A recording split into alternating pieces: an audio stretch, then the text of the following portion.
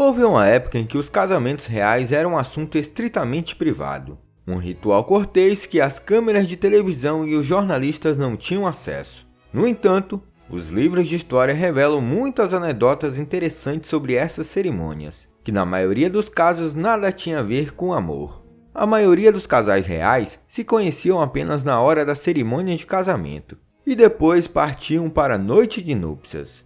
No entanto, como é de se imaginar, algumas núpcias davam muito errado. E pensando nisso, listamos algumas das piores noites de núpcias reais da história.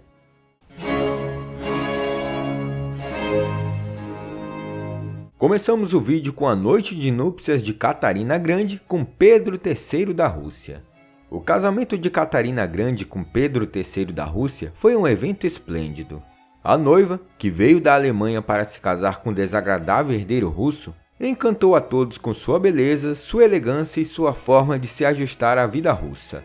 A imperatriz Elizabeth da Rússia depositava nela esperanças, pois não confiava no sobrinho, a quem considerava preguiçoso, bêbado, mulherengo e pouco inteligente. A decepção de Catarina veio logo na noite de núpcias, quando ela esperou horas pela chegada do novo marido. Por fim, Pedro chegou bêbado, deitou-se ao lado dela e simplesmente dormiu. E as noites seguintes não foram nada diferentes, foram simplesmente aterrorizantes. Aos 18 anos, Pedro era insensível à beleza da esposa e preferia se divertir brincando com soldadinhos de madeira, canhões em miniatura e maquetes de fortalezas. Durante o dia, esses brinquedos ficavam escondidos embaixo da cama. Mas após o jantar, quando o casal se deitava, a porta do quarto era fechada e a diversão começava. Deitado ao lado de Catarina, os olhos de Pedro brilhavam na hora de jogar, e às vezes esses jogos duravam até as 2 da manhã. Enquanto isso, Catarina ficava só na vontade.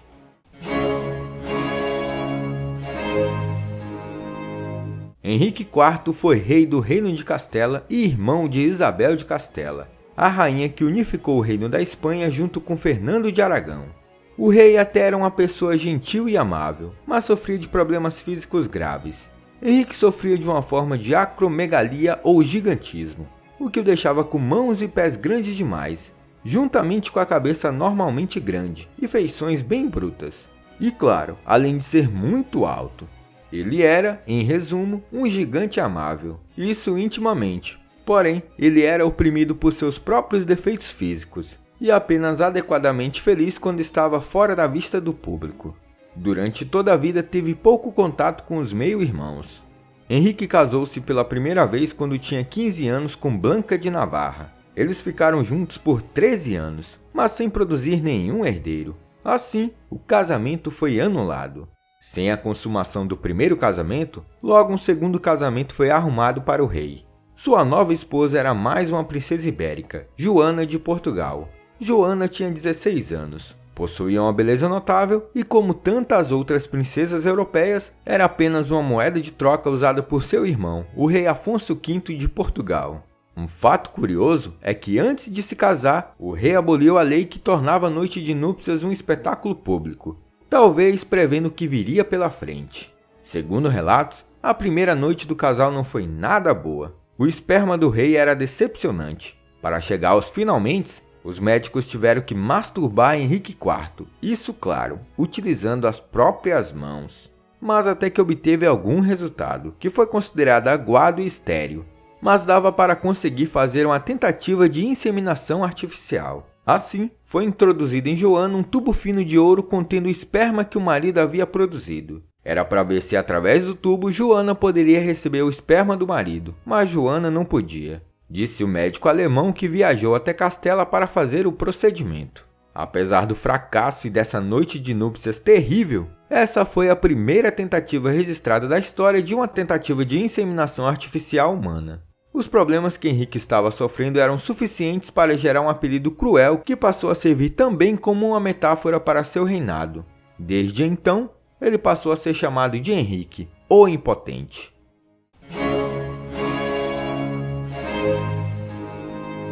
A realeza britânica é um ambiente onde os casamentos infelizes costumam florescer. Foi atribuída a Charles II 56 bastardos. Eduardo VII, filho da rainha Vitória, frequentava frequentemente os bordéis.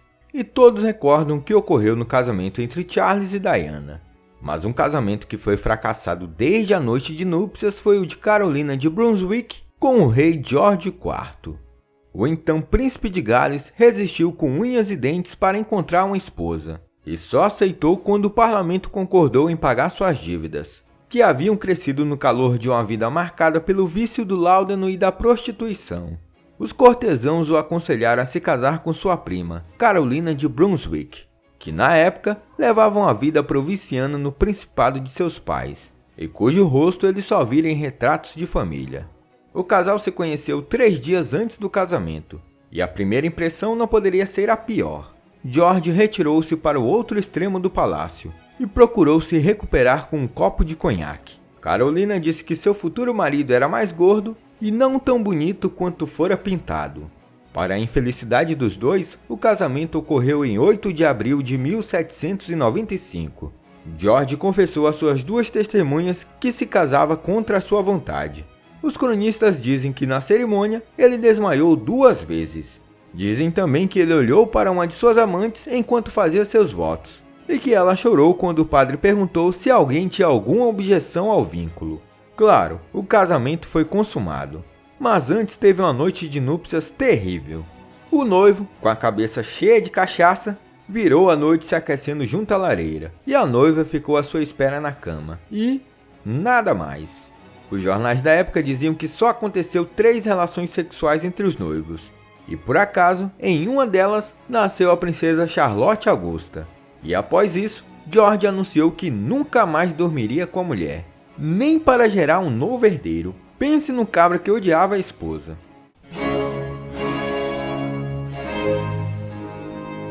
Em 1783, ficou acordado em Madrid o casamento entre o infante Dom João e a primogênita do herdeiro do trono espanhol, Dona Carlota Joaquina. O arranjo era uma tentativa de Portugal traçar uma união diplomática entre as coroas ibéricas, para fim de proteção e confiança mútua, naquele momento de perda da centralidade de ambos os reinos no cenário europeu. Por terem relações parentais e pelo fato de que, enquanto Dom João tinha 18 anos, Carlota era uma criança de 10 anos. Assim, foi necessária uma dispensa papal para a consumação do casamento. Após tal realização, em 1785, ocorreu o casamento, dando origem ao que o continente europeu inteiro considerava o casal mais horrendo do continente. Era o preguiçoso príncipe barrigudo de olhos esbugalhados e a vaidosa menina ossuda, ainda jovem demais para gerar descendentes. Após a cerimônia, os noivos tinham que ir para o quarto consumar o casamento. Dom João recolheu-se ao aposento nupcial, doidinho à espera da esposa. Porém, Dona Carlota Joaquina, uma menina de apenas 10 anos, ignorando o protocolo e rebelde às conveniências, não aceitou o jogo, e logo na primeira investida de Dom João, aplicou uma violenta dentada na orelha do marido. E em seguida, aos gritos, meteu um castiçal de prata na testa de Dom João, abrindo-lhe uma brecha. Vendo o marido todo ensanguentado, a menina assustada fugiu do quarto, ainda em trajes de dormir. Depois dessa noite de núpcias trágica, a menina passou a dormir em um quarto de solteiro e se recusava a receber visitas do príncipe consorte até que ela completasse os 14 anos. Isso foi até acordado entre as casas da Espanha e Portugal, 2 dias depois da trágica noite nupcial.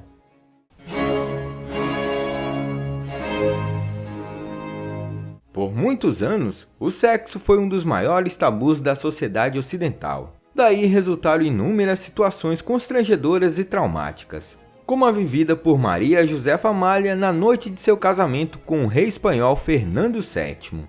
Maria Josefa Amália foi a 3ª esposa do rei Fernando VII. Quando se casou com o rei espanhol em 1819, a jovem ainda não tinha completado 16 anos. Após a morte de sua mãe, a menina foi criada em um convento. Então seu conhecimento sobre relacionamentos carnais era absolutamente inexistente.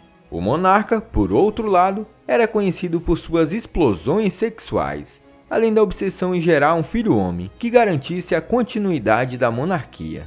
Naquela época, era costume que pouco antes de começar a noite de núpcias, a princesa de sangue já casada e mais próxima na categoria do rei passasse 15 minutos com a noiva explicando o que aconteceria a seguir. No entanto, Quando chegou a hora, a cunhada do rei, Maria Teresa de Bragança, recusou-se a desempenhar tal função por ser irmã de Isabel de Bragança, a ex-esposa de Fernando. Na ausência da princesa, a função deveria ser desempenhada pela dama de honra mais velha. No entanto, ela também se recusou, alegando que ela nunca tinha notado as coisas que seu marido fazia com ela na cama. Então, coube ao rei explicar à esposa o que iria acontecer naquela noite e naquele quarto.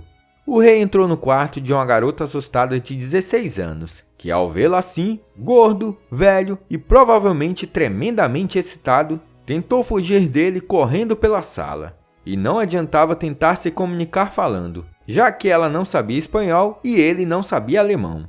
Fernando VII ficou furioso e chamou a cunhada e a dama de honra mais velha para instruir a noiva imediatamente. Após a breve conversa das duas mulheres com a jovem, o rei retornou para o quarto e se prepararam para consumar o casamento sem encontrar qualquer resistência.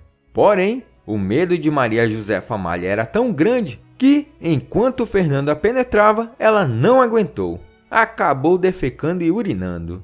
O rei ficou furioso, limpou-se o melhor que pôde e não voltou a tocar na esposa por 8 dias. Curiosamente, a rainha morreu 10 anos depois e sem ter tido filhos, apesar de várias tentativas. Olá, eu sou o professor Danilo. Obrigado por assistir esse vídeo. Se você gostou, se inscreva no canal, deixe o like e compartilhe esse vídeo. Se você estiver pensando em ajudar o canal, você pode ajudar de 3 formas: tornando-se um membro, clicando no botão Seja um Membro aqui embaixo desse vídeo, apoiando na nossa campanha no Apoia-se, clicando no link do comentário fixado. No mais, é isso. Até mais!